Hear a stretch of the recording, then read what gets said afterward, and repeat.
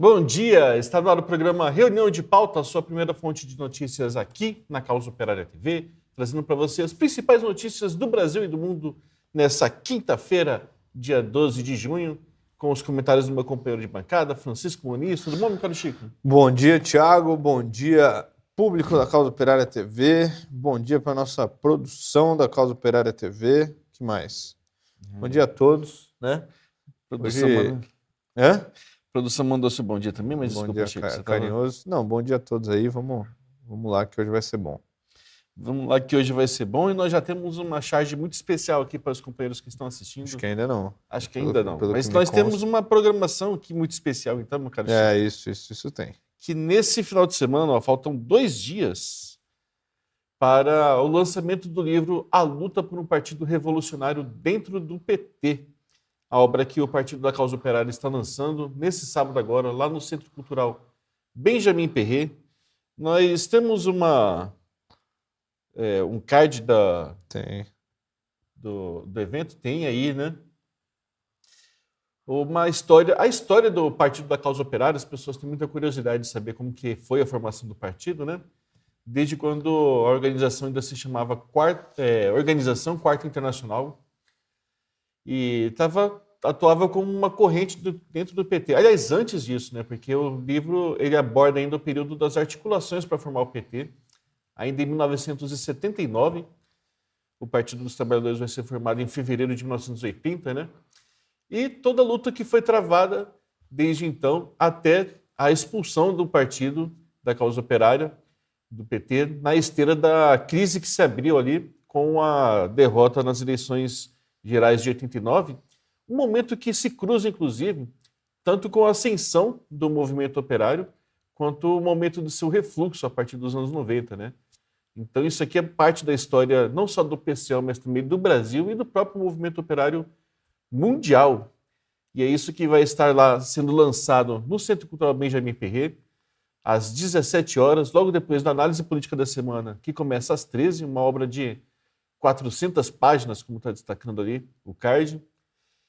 Aqui, e depois a gente vai ter um dia inteiro de atividades ali. Só uma correção aqui no card, que ele está falando almoço às 12 horas. Não vai ser almoço, né? Importante. A gente melhorou, vamos fazer um jantar com música ao vivo. Vai ser uma noite bem agradável ali. Aí, agora já temos o card atualizado. Jantar às 19 horas. Jantar às 19 horas. Então você chega lá no começo da tarde, aliás. Às 13 horas começa a análise política da semana. Às 17, o lançamento do livro. E depois, às 19, sim, um jantar muito especial lá para os companheiros. Tudo isso num sábado especial aqui do Partido da Causa Operária, com os seus militantes, com os seus simpatizantes, com todos os seus amigos de São Paulo e da região. Por isso, compareça se você está por aqui. Vai ser um dia muito bom para a gente discutir política, história do Brasil, história do PCO. E adquirir também o seu exemplar, que vai fornecer um panorama sobre o momento histórico que a gente viveu e que nós ainda estamos vivendo, né? É isso aí, companheiros. Então, estaremos lá, né? Inclusive, você vai lá, você pode adquirir o seu diretamente dos companheiros que estiverem lá, mas você pode também, caso você não possa estar presente no lançamento do livro, entrar em contato com os militantes do PCO e adquirir o seu por telefone e tal. A gente te manda pelo correio, né? Vai direto na sua casa, né? Então, adquira aí, né? Nós temos fotos de atividades também que aconteceram ontem aqui em São Paulo, né? Tem algumas imagens. Os companheiros militantes do PCO estiveram aí nas ruas. Esse daí é num bar, no Bexiga, né?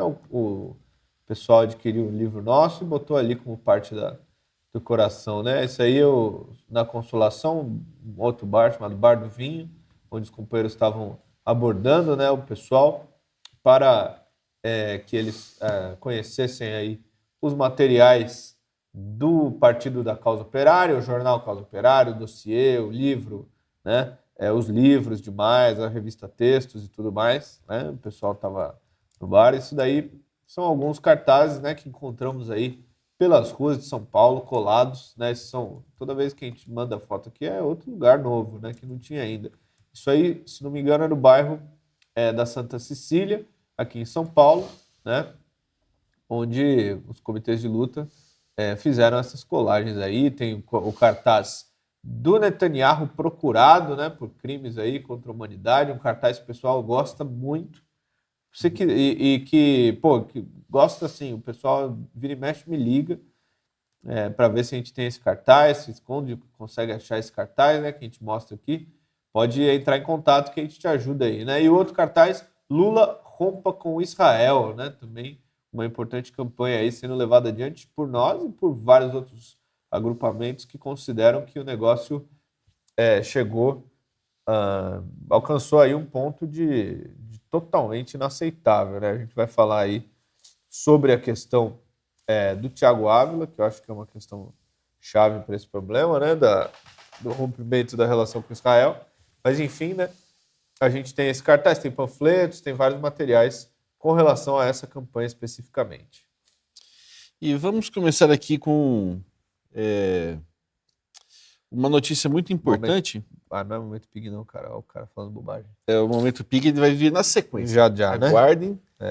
Primeiro a gente vai ter aqui o seu querido amigo, meu caro Chico, ministro Fernando Haddad, anunciando aqui um novo plano tributário aqui para aumentar a arrecadação de impostos no Brasil, ou seja, ele está aumentando, na verdade, os impostos no país, com medidas tributárias que taxam aqui movimentações financeiras, uma parte no IOF e outra parte em jogos, né?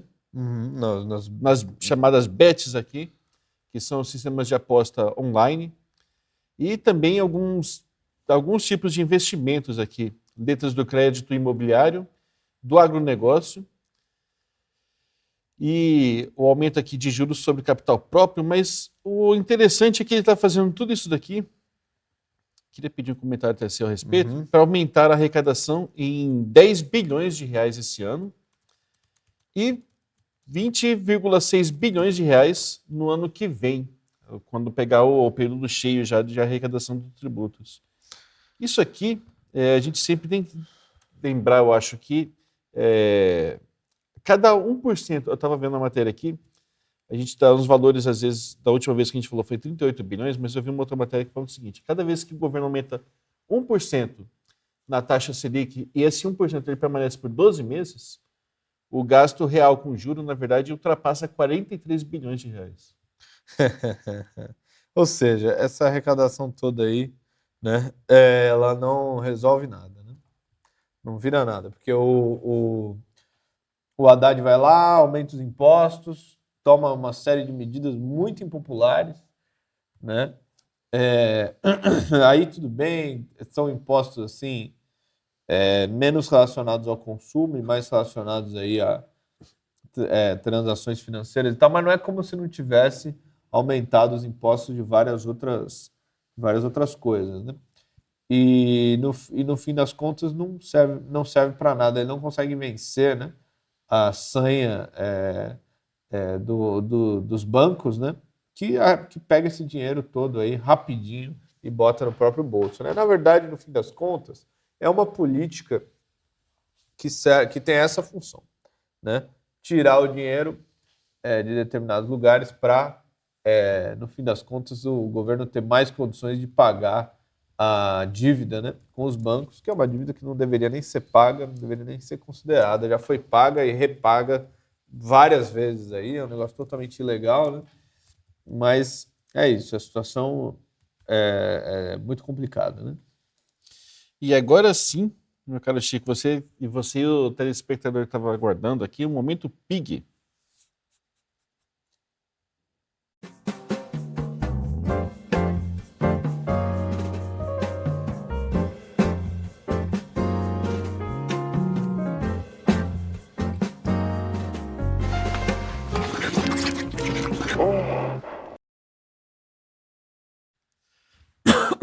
Opa, Desculpa. saúde.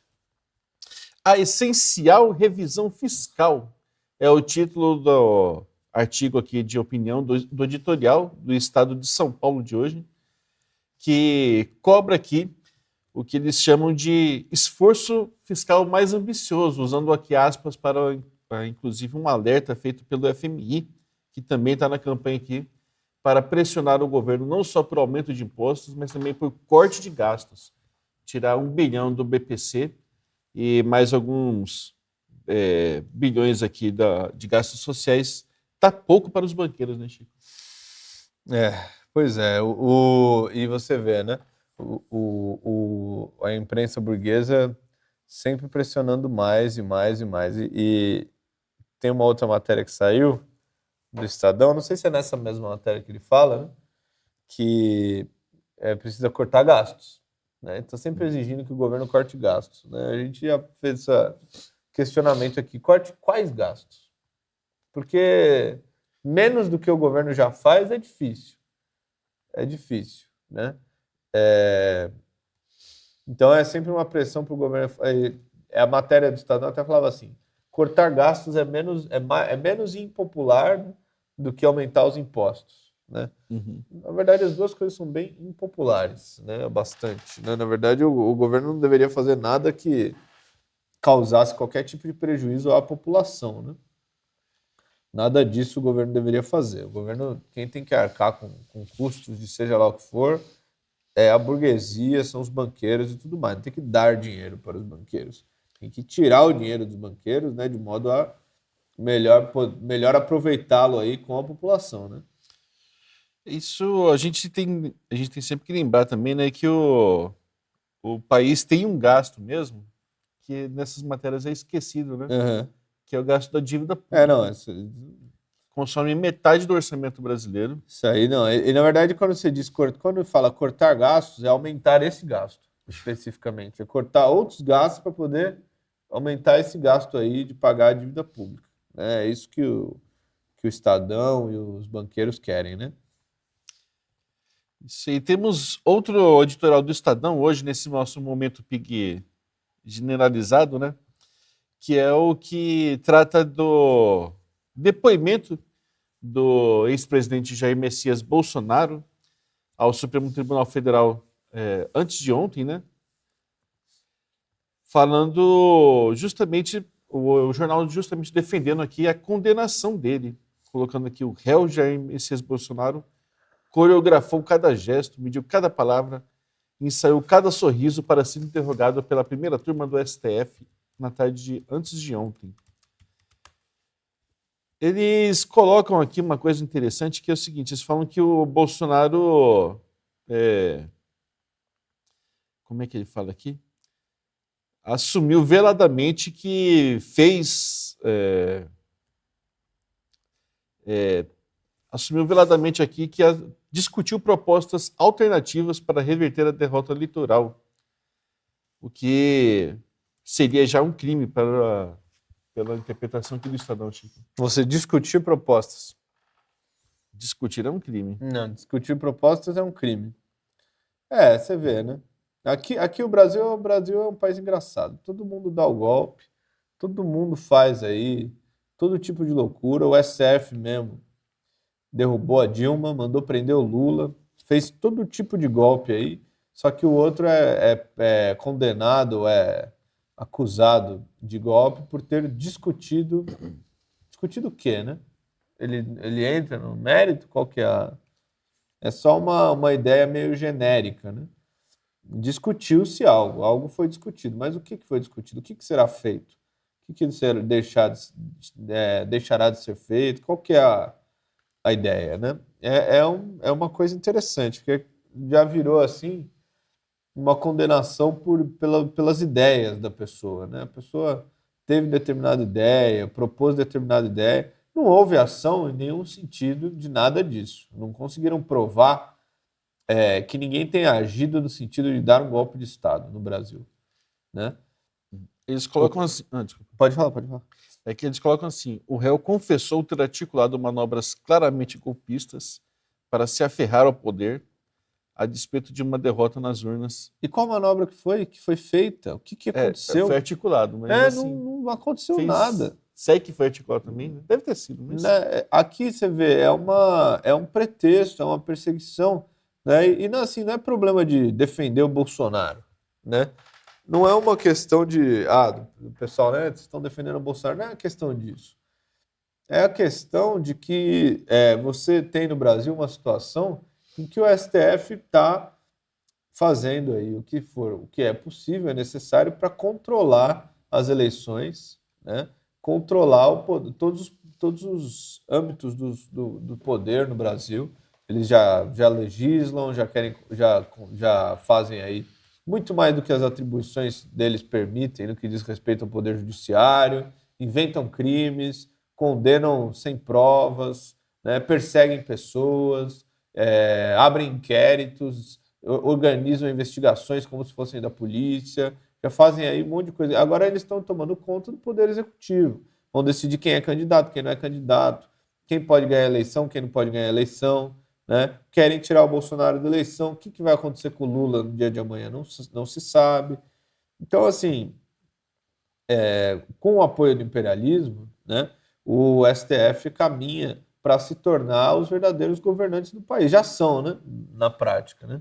Mas eles caminham para ver, eles vão indicar quem vai ser o próximo presidente, eles vão decidir quem vai ganhar. Não pode ser o Bolsonaro, não pode ser o Lula, né? Então é um golpe assim muito grave aí, né? Que tem gente da esquerda que não enxerga isso daí, né? E está apoiando, está achando bom, não tem essa senso crítico necessário para entender, né, esse problema.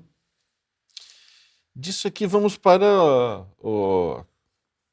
uma matéria do The Economist, Chico, que está destacando o seguinte: a Alemanha já aumentou seus gastos, já está numa onda, a palavra que eles usam é essa, uma onda de gastos militares de 100 bilhões de euros, o que na cotação atual seria mais de 636 bilhões de reais, fazendo do país que até um tempo atrás não podia ter não podia se armar, né? Não podia se armar, exatamente, ter agora o quarto maior orçamento de defesa com, lembrando sempre como eufemismo, né? Sim. Defesa é o nome, né? Defesa do imperialismo do mundo, né? Aí a gente coloca as coisas claras, né? Mas isso aqui a gente ainda vai falar mais, mas é interessante porque estão gastando assim horrores no momento que o país está em crise. 600 e tantos bilhões de reais, né? Isso. É verdade, o país está em crise, a população alemã aí está pagando uma fortuna em conta de energia, de luz, existe toda uma crise dessa política neoliberal, né, e eles estão investindo aí uma grana. É óbvio, né? É evidente. Isso aí a gente vai falar da questão do Irã em seguida, né?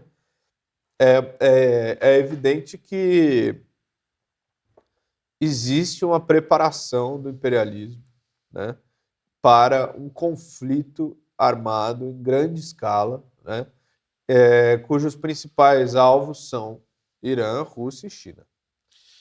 Nesse sentido também, uma coisa interessante do que o The Economist coloca é que atualmente a Alemanha tem o exército alemão tem 180 mil homens, eles querem aumentar isso aqui em quase um terço, 100 mil soldados adicionais, e já estão aqui... É mais que um terço. É mais que um terço, exatamente. E já estão aqui desfilando já tem tropas alemãs nas ruas da Lituânia, próximo já à Rússia, né? Eles já estão se instalando ali, né? A OTAN está instalada aí em vários países que fazem fronteira com a Rússia, né? Toda a crise da Ucrânia, para quem não se lembra, se deu por causa disso, por causa da instalação de tropas da OTAN na Ucrânia, né? Foi daí que começou a crise, né?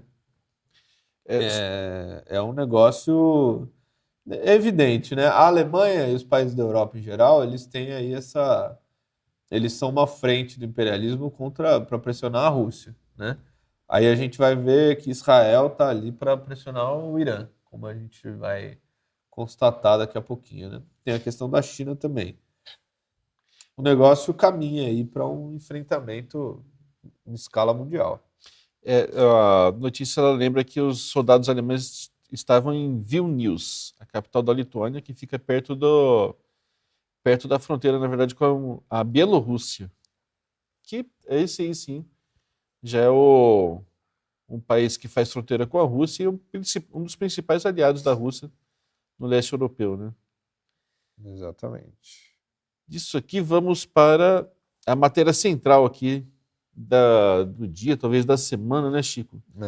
Que é o anúncio que Israel está fazendo de que já estaria pronto para atacar o Irã, o que levou o governo norte-americano a ordenar a retirada de funcionários aqui, exceto as áreas estritamente essenciais, nas embaixadas próximas ao Irã, ali no Oriente Médio também, né? Isso daí é sinal de que o negócio vai enfeiar, né?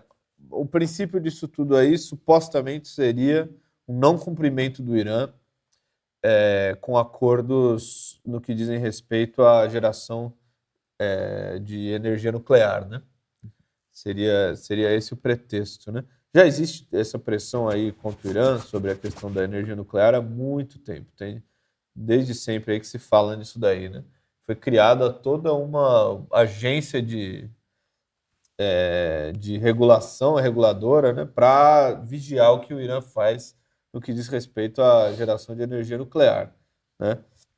Esse é um negócio totalmente ilegal. Se o Irã quiser gerar energia nuclear, é óbvio que é um direito. Se quiser ter armas nucleares, inclusive, por que só os Estados Unidos pode ter arma nuclear? Por que Israel pode? Por que Israel pode ter arma nuclear? Por que o imperialismo decide quem pode e quem não pode ter arma nuclear? Não, todo mundo tem que ter arma nuclear. Você vai ser um país aí, né, ameaçado de todos os lados, né? E você não pode ter um armamento à altura para se defender? É idiota e é absurdo, né? É absurdo e é evidente que é ilegal, né? Então, assim, existe toda essa pressão, a coisa tende a escalar, né? A colocação de que Israel pode atacar o Irã é um negócio bem complicado, né? A gente tem aí as declarações do general responsável, o general líder da Guarda Revolucionária Islâmica, né? Que é o Hossein Salami, né? Ele diz o seguinte, você quer ver aí, Assad? Sim. O inimigo às vezes ameaça a gente com ações militares. Nós sempre temos dito que, e vamos dizer hoje, que estamos plenamente preparados para qualquer cenário, situação e circunstância. Aí ele continua, nós somos testados pela guerra. Nós já fomos testados pela guerra e experimentados nela. Construímos nossa força e desenvolvemos a estratégia de acordo com nossos planos. Estamos monitorando a profundidade das forças inimigas e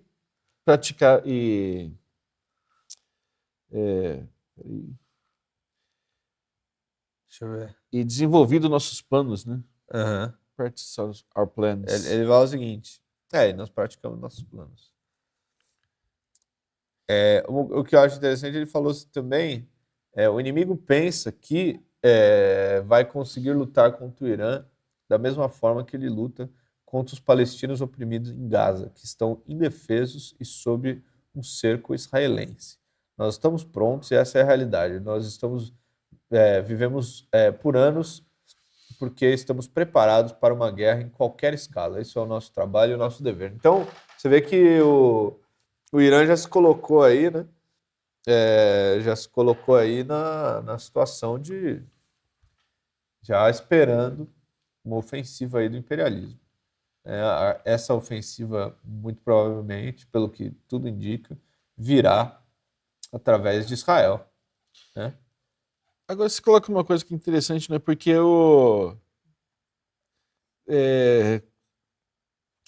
qual que é o direito internacional e o que existe de legitimidade na pressão norte-americana para que o Irã não tenha armas nucleares, uma vez que o próprio serviço secreto iraniano teve acesso a documentos agora que comprovam que Israel tem mesmo armas nucleares e mesmo que não tivesse também, o que o imperialismo Tem a Então, eles ver, não né? podem dizer para o Irã que tipo de arma ele pode e não pode ter, Chico? E por que Israel pode se colocar aí como polícia da região e decidir aí atacar o Irã sem que o Irã tenha, né, pelo menos recentemente, feito nada contra Israel? O que teve, né? Que o Irã fez alguns ataques contra Israel no ano passado. Ou foi esse ano mesmo? Ano passado, né? Ano passado eles No ano fizeram passado, a dois. Operação Promessa Cumprida e tudo E aí mais. depois. Tudo isso foi em retaliação a ataques de Israel contra o próprio Irã, né? Porque Israel matou é, o, o nosso, nosso O, companheiro, esqueci o nome dele, o, também não lembro. é, Nós entrevistamos lá, né? Matou ele dentro de território iraniano, né? O líder do Hamas. Então, é um negócio muito. Tudo vem daí, né? matou Sinuar, né? E- Mas também teve o Ranier. Ranier. O companheiro Ranier foi assassinado por Israel dentro do Irã, né? Exatamente. Se existe algum estado criminoso nisso daqui, Israel. Falando nisso, dá tempo? Vamos falar, né? Eu acho melhor estar falando antes do segundo bloco. vamos É então. o negócio do Thiago Ávila. O companheiro aqui, Thiago Ávila, que compõe a Flotilha pela Liberdade, foi depois do Ministério das Relações Exteriores anunciar que ele estava voltando para o Brasil, a gente descobriu que não era verdade isso, e que ele, na verdade, está preso nesse momento em Israel. Cadê? O Thiago Ávila ele se recusou a assinar um documento que dizia que ele foi pego invadindo Israel, que era mentira, uma vez que a flotilha se encontrava em águas internacionais. Em razão disso, ele acabou sendo levado para uma prisão israelense e está agora fazendo greve de fome em decorrência desse ataque que ele e a flotilha e todos os apoiadores da Palestina estão sofrendo com essa ação, né, Chico? Primeiro assim, Gaza não é Israel. Eles estavam se direcionando à faixa de Gaza, né? Então, já é uma coisa absurda a colocação, né? Num ponto de vista mais real, inclusive, Israel é um estado fictício. É uma força de ocupação, não tem direito a reivindicar território nenhum ali, né? Mas enfim, né? Agora, uma coisa que é vergonhosa é a resposta do governo brasileiro a isso daí. Só para deixar a coisa mais vergonhosa ainda, É, segundo a Agência Brasil, Israel ameaçou deixar o Thiago Ávila preso numa solitária por 7 dias em uma cela escura, pequena, sem ar e sem acesso a ninguém. E aí, como que o governo reagiu a isso, Chico? reagiu soltando uma nota fuleira, né? Dizendo: o governo brasileiro acompanha com atenção a atual situação do nacional Thiago Ávila, que estava a bordo do veleiro Madlin da coalizão Flotilha Liberdade, interceptado por forças israelenses com detenção de seus tripulantes enquanto se dirigia à faixa de Gaza com itens de ajuda humanitária. Embaixadas do Brasil na região haviam sido colocadas em alerta para a presença de nacional na embarcação com vistas à célere prestação de assistência consular caso necessário. Após a interceptação, a Embaixada do Brasil em Tel Aviv comunicou-se com as autoridades locais para imediata prestação de assistência consular ao ativista brasileiro. Manteve contato ainda com sua família, transmitindo informações atualizadas, ou seja, não fez nada. Em Brasília, a secretária-geral das Relações Exteriores recebeu a esposa de Thiago Ávila, Lara Souza, acompanhada das deputadas federais Érica Cocai e Natália Bonavides e do deputado distrital Fábio Félix. Com a chegada do navio a Israel, agentes consulares da embaixada em Tel Aviv foram destacados para deslocar-se até o aeroporto, acompanhar o nacional durante o processo de deportação para o Brasil. Tendo em vista sua recusa em ser imediatamente deportado, o ativista brasileiro foi levado ao centro de detenção israelense e a embaixada do Brasil deixou. A embaixada do Brasil acompanhou o depoimento de Thiago Ávila, né? E continua a prestar-lhe assistência. Ao reiterar sua firme condenação à interceptação em águas internacionais por forças israelenses da embarcação Madlin, em flagrante transgressão ao direito internacional, o Brasil clama pela libertação de seu nacional e insta Israel a zelar pelo seu bem-estar e saúde. Em contexto de gravíssima situação humanitária na faixa de Gaza, onde há fome e desnutrição generalizadas, o Brasil deplora a continuidade de severas restrições em violação ao direito internacional humanitário e a entrada de itens básicos de subsistência no Estado da Palestina. Ou seja, não, é uma notinha assim, essa notinha está no site do Ministério das Relações Exteriores, que não diz nada, né? O companheiro Rui comentou essa nota, Rui Costa Pimenta, presidente nacional do PCO, né? No X, né? No perfil do X dele. Eu não sei se a produção tem aí fácil para colocar na tela para a gente ler a resposta do Rui, né?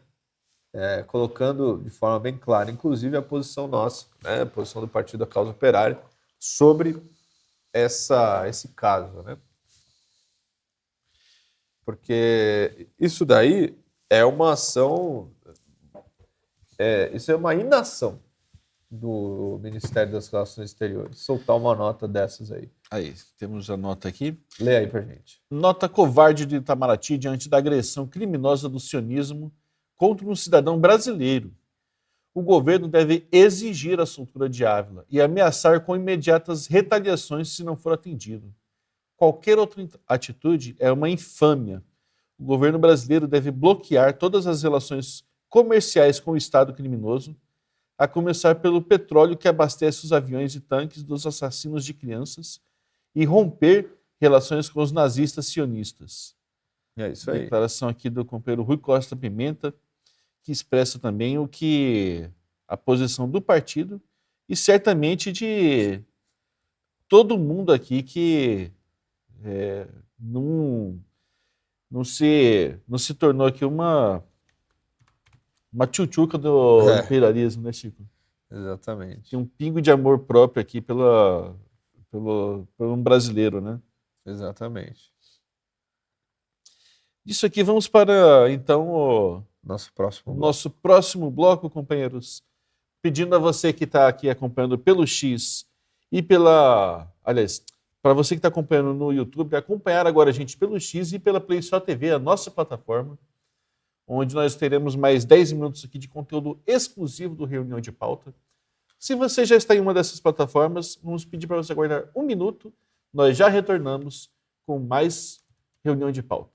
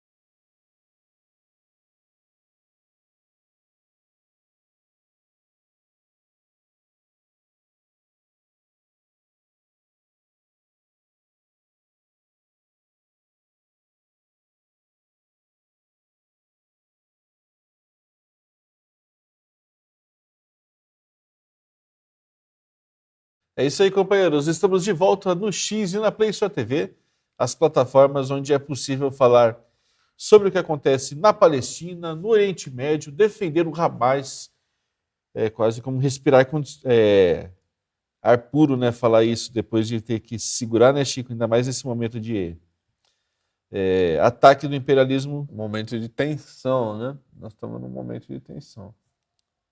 E nós vamos começar aqui com uma série de cards que o governo iraniano já prevendo aqui a batalha iminente, está fazendo aqui para fazer a disputa política também, né? Contra as ameaças que o imperialismo vem propalando aqui contra a República Islâmica. O líder da revolução, o Ayatollah, líder da revolução, Said Ali Khamenei, está encabeçando aqui uma série de publicações que defendem o interesse nacional iraniano e a própria importância do enriquecimento de urânio como um fator para a defesa do país, a soberania energética do Irã, né? Nós temos Aí, ó. os cards aqui. Explicação. Por que o enriquecimento de urânio é um direito inalienável do Irã e a chave para a soberania energética? Isso aí é da Press TV, que é uma imprensa ligada aí ao governo iraniano, né, se não me engano, e que, enfim, tem essa versão, tem em espanhol também. Líder da Revolução Islâmica, Ayatollah Sayyid Ali Khamenei declarou que o enriquecimento do urânio é uma tecnologia vital e um direito inalienável da República Islâmica do Irã, do qual ele não vai abrir mão. Ayatollah Khamenei rejeitou fortemente a ideia de parar o enriquecimento do urânio, declarando inequivocamente que abandonar esse processo pacífico seria 100% contra os interesses iranianos. Sem o enriquecimento independente do urânio, o Irã iria depender de importados custosos para um pequeno grupo de forças nucleares que mantém um monopólio, de um pequeno grupo de forças nucleares, de potências nucleares, que mantém um monopólio sobre a tecnologia do enriquecimento e, frequentemente, usa essa vantagem para a coerção política, como, por exemplo, os Estados Unidos. As usinas nucleares planejadas do Irã têm a expectativa de gerar bilhões de dólares em lucros anuais, né, para o Irã, né, e contribuir para a proteção ambiental, produzindo menos gás de efeito estufa, né, emitindo menos gases de efeito estufa. Greenhouse. A usina nuclear Bushehr gera 7 a 8 terawatts por hora de eletricidade anualmente, salvando aí do Irã aproximadamente de 11 a 12 milhões de barris de petróleo ou 1,5 a 1,7 metros cúbicos de gás natural, de bilhões, 1,5 a 1,7 bilhões de metros cúbicos de gás natural por ano. Irã também começou a desenvolver, independentemente, a construção de 15 a 20 bilhões, da construção da usina nuclear de Hormuz, de 15 a 20 bilhões de dólares. No sul da costa da província de Hormozgan, planejada para gerar 5.000 megawatts de eletricidade. Anualmente, o Irã manufatura 41 tipos de radiofarmacêuticos, servindo às necessidades médicas de mais de 1 milhão de pacientes.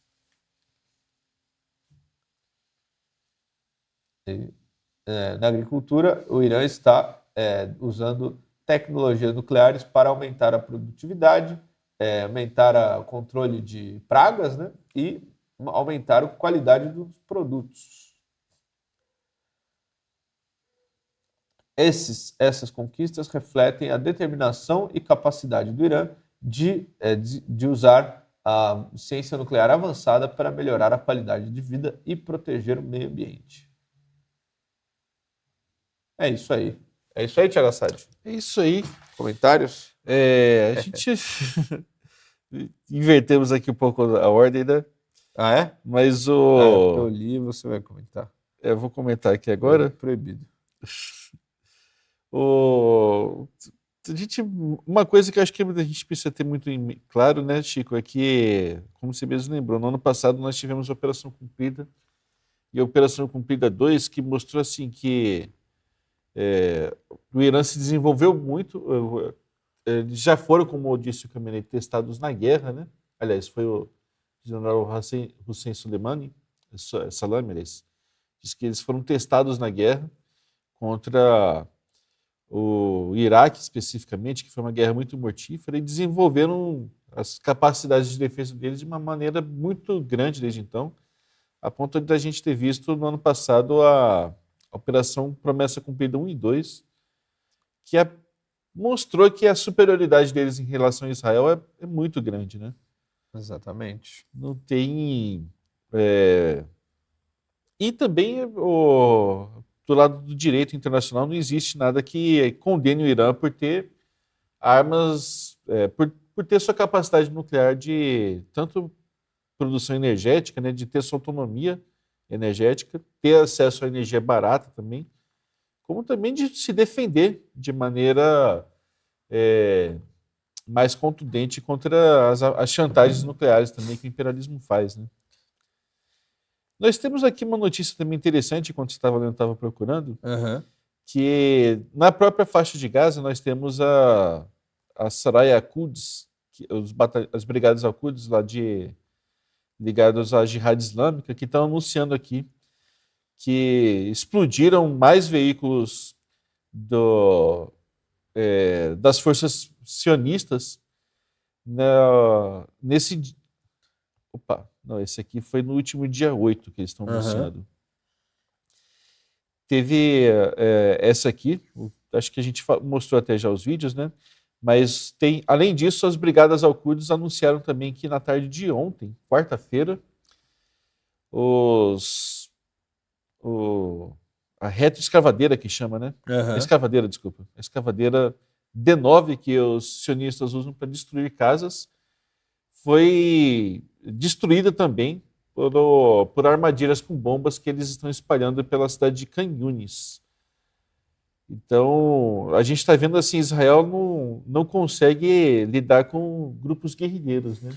Não, eles têm muita dificuldade, né? É só a gente ver aí ao longo dos anos como é que o negócio se desenvolveu. Eles têm muita dificuldade de lidar, eles estão tendo muita dificuldade em Gaza e eles vão ter muita dificuldade para lidar com um exército profissional como o iraniano, um exército muito bem treinado. Que já desmoralizou eles no passado, né? Vai ser um negócio complicado. É isso aí, companheiros. Isso aí, e com essas notícias acalentadoras aqui, a gente vai encerrando a reunião de pauta dessa quinta-feira. Nós voltamos amanhã. Lembrando que a Causa Operária continua com sua programação. Fiquem ligados.